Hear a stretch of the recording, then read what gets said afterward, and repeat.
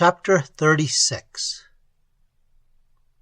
In a detailed description, radiant with a wild loveliness of some forgotten beauty, and of necessity often incoherent, the Irishman conveyed to me, sitting in that dreary Soho restaurant, the passion of his vision.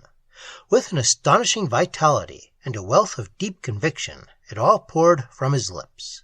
There was no halting and no hesitation. Like a man in trance, he talked, and like a man in trance, he lived it over again while imparting it to me. None came to disturb us in our dingy corner. Indeed, there is no quieter place in all London town than the back room of these eating-houses in the French Quarter, between the hours of lunch and dinner. The waiters vanish, the patron disappears, no customers come in. But I know surely that its burning splendor came not from the actual words he used, but was due to definite, complete transference of the vision itself into my own heart. I caught the fire from his very thought. His heat inflamed my mind. Words, both in the uttered and the written version, dimmed it all distressingly. And the completeness of the transference is proved for me by the fact that I never once had need to ask a question. I saw and understood it all as he did. And hours must have passed during the strange recital, for toward the close people came in and took the vacant tables. The lights were up, and grimy waiters clattered noisily about with plates and knives and forks, thrusting an inky carte du jour beneath our very faces. Yet how to set it down, I swear I know not, nor he, indeed. The notebooks that I found in that old sack of Williston canvas were a disgrace to any man who bid for sanity, a disgrace to paper and pencil too. All memory of his former life, it seems, had fallen utterly away. Nothing survived to remind him of it, and thus he lost all standard of comparison. The state he moved in was too complete to admit of standards or of critical judgment. For these confine, imprison, and belittle, whereas he was free. His escape was unconditioned. From the 30 years of his previous living, no single fragment broke through. The absorption was absolute. "I really do believe and know myself," he said to me across that spotted tablecloth, "that for the time I was merged into the being of another, a being immensely greater than myself. Perhaps old Stahl was right, perhaps old crazy Fechner, and it actually was the consciousness of the earth. I can only tell you that the whole experience left no room in me for other memories. All I had previously known was gone, wiped clean away. Yet much of what came in its place is beyond me to describe, and for a curious reason. It's not the size or splendor that prevent the telling, but rather the sublime simplicity of it all. I know no language today simple enough to utter it. Far behind words it lies, as difficult of full recovery as the dreams of deep sleep, as the ecstasy of the religious, elusive as the mystery of Kubla Khan, or of the Patmos visions of St. John. Full recapture, I am convinced, is not possible at all in words. And at the time it did not seem like vision. It was so natural, unstudied, unprepared, and ever there. Spontaneous, too, and artless as a drop of water or a baby's toy. The natural is ever the unchanging. My God, I tell you, man, it was divine. He made about him a vehement, sweeping gesture with his arm, which emphasized more poignantly than speech the contrast he felt here where we sat, tight, confining walls, small, stifling windows, chairs to rest the body, smothering roof and curtains, doors of narrow entrance and exit, floors to lift above the sweet surface of the soil, all of them artificial barriers to shut out light and separate away from the earth. "See what we've come to," it said plainly, and it included even his clothes and boots and collar, the ridiculous hat upon the peg, the unsightly brolly in the dingy corner. Had there been room in me for laughter, I could well have laughed aloud. For as he raced across that stretch of splendid mountainous earth, watching the sunrise kiss the valleys and the woods, shaking the dew from his feet and swallowing the very wind for breath, he realized that other forms of life similar to his own were everywhere about him, also moving. They were a part of the earth even as I was. Here she was crammed to the brim with them, projections of her actual self and being, crowded with this incomparable ancient beauty that was strong as her hills, swift as her running streams, radiant as her wild flowers. Whether to call them forms or thoughts or feelings or powers, perhaps, I swear, old man, I know not. Her consciousness, through which I sped, drowned, lost, and happy, wrapped us all in together as a mood contains its own thoughts and feelings. For she was a being, of sorts, and I was in her mind, mood, consciousness, call it what you best can. These other thoughts and presences, I felt, were the raw material of forms, perhaps, forces that when they reached the minds of men must clothe themselves in form in order to be known, whether they be dreams or gods or any other kind of inspiration. Closer than that I cannot get. I knew myself within her being, like a child, and I felt the deep, eternal pull to simple things. And thus the beauty of the early world companioned him, and all the forgotten gods moved forward into life. They hovered everywhere, immense and stately. The rocks and trees and peaks that half concealed them betrayed at the same time great hints of their mighty gestures. Near him they were. He moved toward their region. If definite sight refused to focus on them, the fault was not their own, but his. He never doubted that they could be seen. Yet, even thus partially, they manifested, terrifically. He was aware of their overshadowing presences. Sight, after all, was an incomplete form of knowing, a thing he had left behind, elsewhere. It belonged, with the other limited sense channels, to some attenuated dream, now all forgotten. Now he knew all over. He himself was of them. "I am home!" it seems he cried as he ran cantering across the sunny slopes. "At last I have found you! Home!" And the stones shot wildly from his thundering tread. A roar of windy power filled the sky, and far away that echoing tramping paused to listen. "We have called you. Come!" And the forms moved down slowly from their mountainous pedestals. The woods breathed out a sigh. The running water sang. The slopes all murmured through their grass and flowers. For a worshipper, strayed from the outer world of the dead, stood within the precincts of their ancient temple.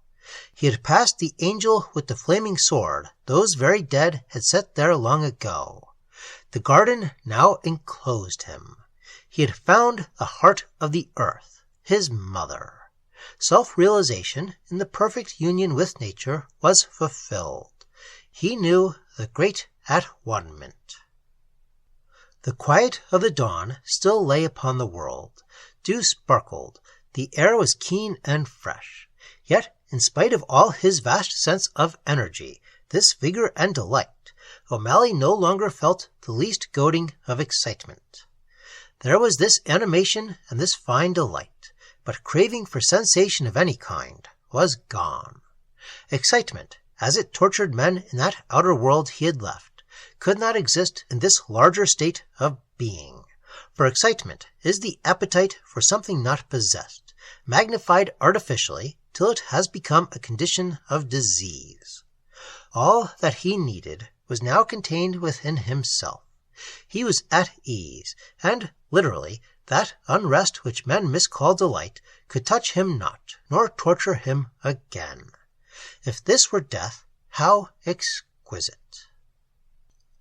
And time was not a passing thing, for it lay, he says, somehow in an ocean everywhere, heaped up in gulfs and spaces. It was as though he could help himself and take it. That morning, had he so wished, could last forever. He could go backwards and taste the shadows of the night again, or forward and bask in the glory of hot noon. There were no parts of things, and so no restlessness, no sense of incompleteness, no divisions. This quiet of the dawn lay in himself, and, since he loved it, lay there cool and sweet and sparkling, for years, almost forever. Moreover, while this giant form of Urvelt life his inner self had assumed was new, it yet seemed somehow familiar. The speed and weight and power caused him no distress. There was no detail that he could not manage easily. To race thus o'er the world, keeping pace with an eternal dawn, was as simple as for the earth herself to spin through space.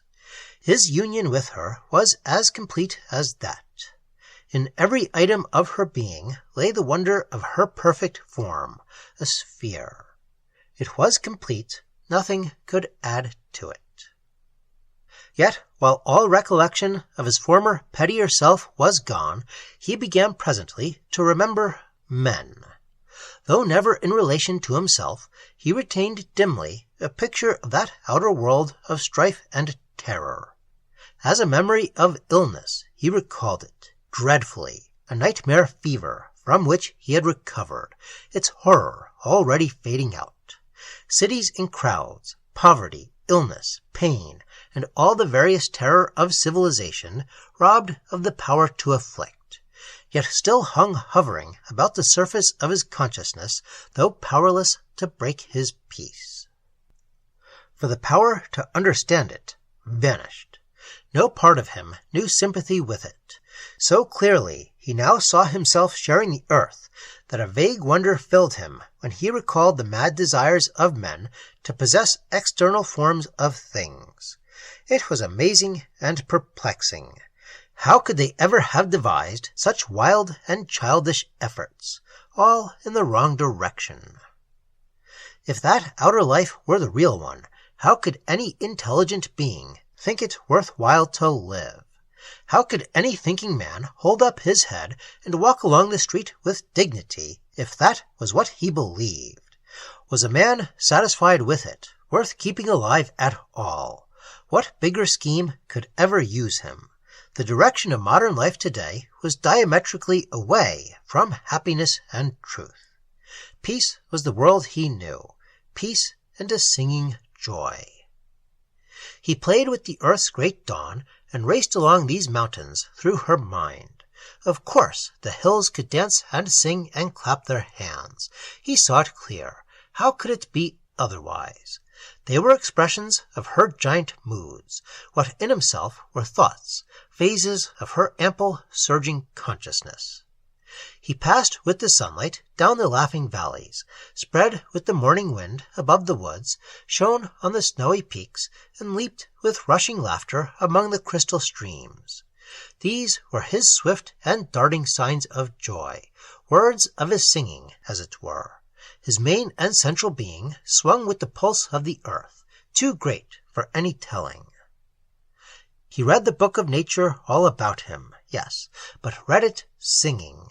He understood how this patient mother hungered for her myriad lost children, how in the passion of her summers she longed to bless them, to wake their high yearnings with the sweetness of her springs, and to whisper through her autumns how she prayed for their return. Instinctively he read the giant page before him, for every form in nature is a symbol of an idea and represents a sign or letter. A succession of such symbol forms a language, and he who is a true child of nature may understand this language and know the character of everything. His mind becomes a mirror wherein the attributes of natural things are reflected and enter the field of his consciousness. For man himself is but a thought pervading the ocean of mind. Whether or not I remembered these stammering yet pregnant words from the outer world now left behind, the truth they shadowed forth rose up and took him. And so he flowed across the mountains like a thing of wind and cloud, and so at length came up with the stragglers of that mighty herd of Urvelt life. He joined them in a river-bed of those ancient valleys. They welcomed him and took him to themselves. For the particular stratum, as it were, of the earth's enormous collective consciousness to which he belonged, or rather that part and corner in which he was first at home, lay with those lesser ancient forms. Although aware of far mightier expressions of her life, he could not yet readily perceive or join them. And this was easily comprehensible by the analogy of his own smaller consciousness. Did not his own mind hold thoughts of various kinds that could not readily mingle? His thoughts of play and frolic, for instance, could not combine with the august and graver sentiments of awe and worship, though both could dwell together in the same heart. And here, apparently, as yet, he only touched that frolicsome fringe of consciousness that knew these wild and playful lesser forms. Thus, while he was aware of other more powerful figures of wonder all about him, he never quite achieved their full recognition. The ordered, deeper strata of her consciousness, to which they belonged, still lay beyond him. Yet everywhere he fringed them. They haunted the entire world. They brooded hugely, with a kind of deep magnificence that was like the slow brooding of the seasons. They rose, looming and splendid, through the air and sky, proud, strong, and tragic.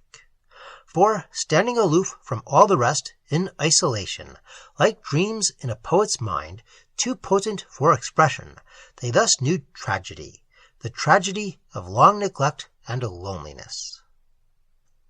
Seated on peak and ridge, rising beyond the summits in the clouds, filling the valleys spread over watercourse and forest, they passed their life of lonely majesty, apart, their splendor too remote for him as yet to share. Long since had earth withdrawn them from the hearts of men. Her lesser children knew them no more, but still, through the deep recesses of her further consciousness, they thundered and were glad, though few might hear that thunder, share that awful joy. Even the Irishman, who in ordinary life had felt instinctively that worship which is close to love, and so too the union that love brings, even he, in this new-found freedom, only partially discerned their presences. He felt them now, these stately powers men once called the gods, but felt them from a distance, and from a distance, too, they saw and watched him come.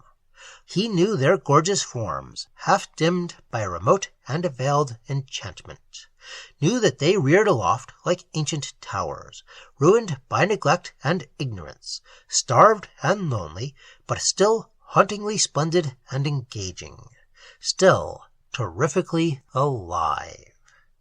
And it seemed to him that sometimes their awful eyes flashed with the sunshine over slope and valley, and that wherever they rested, flowers sprang to life. Their nearness sometimes swept him like a storm, and then the entire herd with which he mingled would stand abruptly still, caught by a wave of awe and wonder.